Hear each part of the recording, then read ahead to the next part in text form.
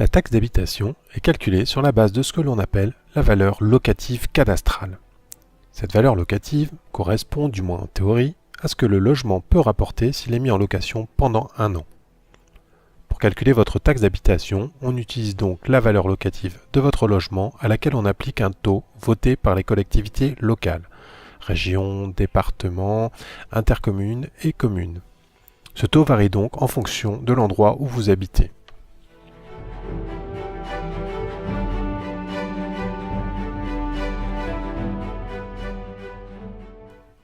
D'après ce que nous venons de voir, la valeur locative cadastrale devrait donc être assez proche du montant de votre loyer.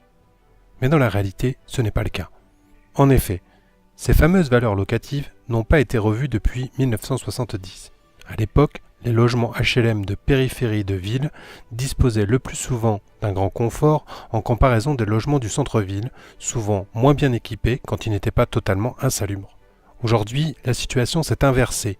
Pourtant, la base qui sert de calcul à votre taxe d'habitation n'a pas changé.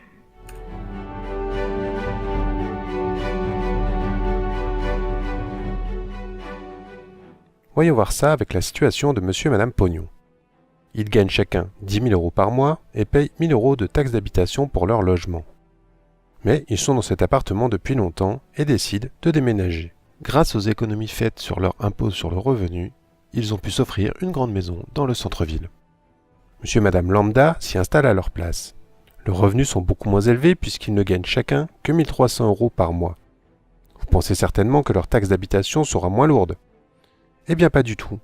La taxe d'habitation reste exactement la même. Elle est liée au logement et pas aux revenus de ses occupants, sauf cas particulier et pour les très faibles revenus.